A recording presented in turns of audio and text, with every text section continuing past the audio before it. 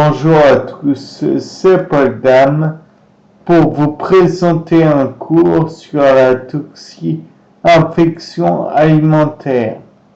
Tout d'abord, une toxi-infection alimentaire, intoxication alimentaire, est une infection contractée à la suite de l'ingestion de nourriture ou de boissons contaminés par des agents pathogènes, qu'il s'agisse de bactéries, de virus ou de parasites. Pathologie provoquée par l'agent infectieux, pathologie provoquée par l'ingestion de toxines produites par l'agent infectieux, intoxication. Par exemple, on peut mettre dans cette deuxième lignée Clostridium botulinum. Bien sûr, la bactérie n'est pas gentille, mais la toxine botulinique n'est vraiment pas agréable à avoir. En effet, elle cause des relâchements musculaires non négligeables.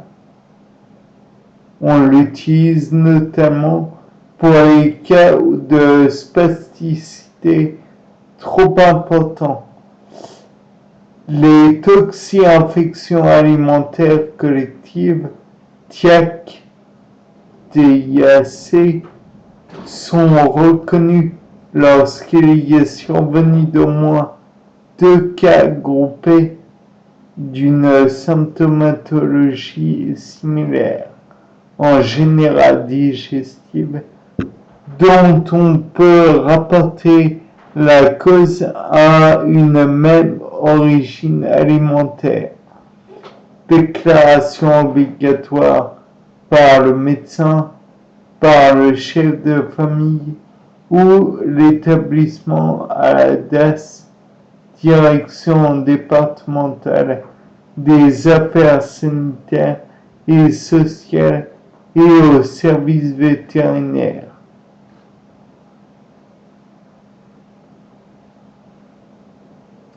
Les enquêtes épidémiologiques sont faites dans de mauvaises conditions car certaines maladies sont jugées peu graves ou sont sous-évaluées. Par exemple, les parasites comme Taenia solium ou Taenia saginata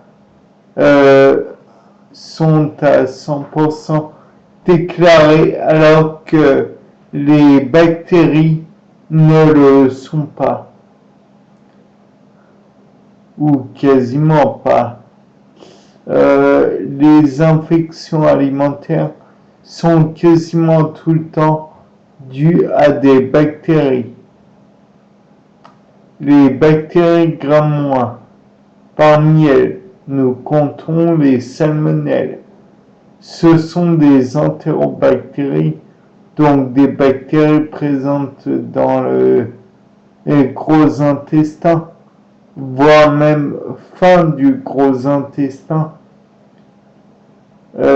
Bacilles à Gram-, mobiles pour la plupart, Ciliature pérétriche. Donc, je vous rappelle que pérétriche, ça veut dire tout autour de la cellule. Donc, elle peut se mouvoir dans tous les sens, mais certaines sont immobiles, anaérobies facultatives. On retombe sur notre Clostridium botulinum. Plus de 2500 sérotypes pathogènes pour l'homme. Sérotype non typhi, Staphylococcus typhi, non typhi, Staphylococcus typhi, Murium et Staphylococcus enteritidis à 70%. Spécificité d'hôtes très large, donc possibilité d'infecter beaucoup d'hôtes différents, donc des espèces différentes, telles que, oh, il y en a beaucoup, et provoque des gastro-entérites. Sérotype Staphylococcus typhi et Staphylococcus paratyphi. Spécificité d'hôtes restreinte car réservoir humain unique et provoque des fièvres typhoïdes et paratyphoïdes. Les salmonelles non typhi, deuxième cause d'infection d'origine alimentaire en France.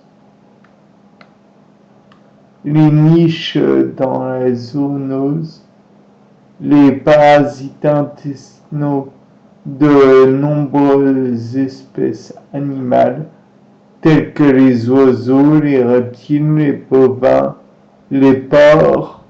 Donc on en revient à notre Taenia saginata dans le cas du bœuf, dans le cas du porc, et Taenia solium dans le cas des bovins. Poissons, aliments, viande, œufs, et voilà. Survie dans l'eau, contamination par le milieu aquatique pollué. Incubation de 1 à 2 jours. Symptômes: fièvre, diarrhée, vomissement, douleur abdominale. Évolution généralement favorable. Sans traitement après 3 à 5 jours. Forme sévère chez les nourrissons, les personnes âgées et chez les immunodéprimés, car ils ont un système immunitaire qui est soit lésé, soit carrément absent, puisque les immunodéprimés ont subi une prise de médicaments supprimant partiellement ou intégralement le système immunitaire. C'est pour ça qu'ils sont dans des chambres stériles. Prévention, bonne cuisson des aliments, en particulier des viandes. Conservation des œufs au réfrigérateur. Bien que le fait de les conserver au réfrigérateur ne tue pas les bactéries, ça empêche qu'elles se développent trop rapidement. Maintenir au froid les préparations à base d'œufs, sans cuisson, mayonnaise, crème, et de le consommer le plus près possible de leur fabrication. Un peu comme dans la culture culinaire asiatique où l'on mange des œufs crus en grande quantité et donc on a des dates de péremption très basses, très rapprochées de la ponte. Salmonella enteritidis a la particularité d'être présente non seulement à la surface de la coquille de l'œuf, aussi dans le contenu même d'œufs intacts.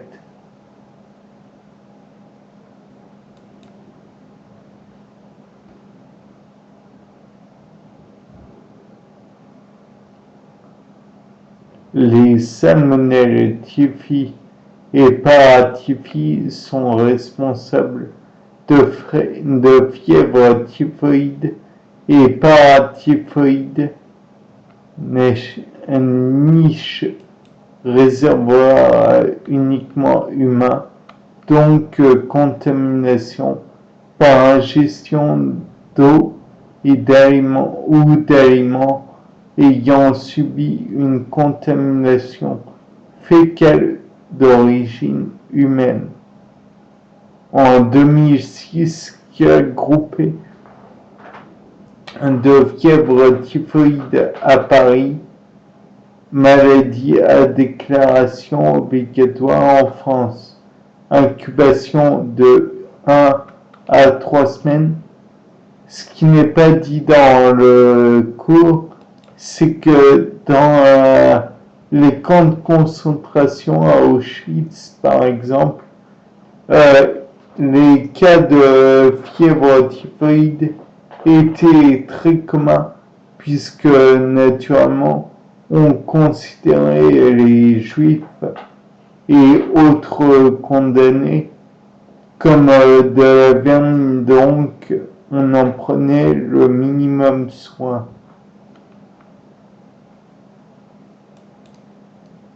Symptômes: fièvre, maux de tête, anorexie, abattement, état stationnaire pendant 15 jours, puis convalescence pendant plusieurs semaines.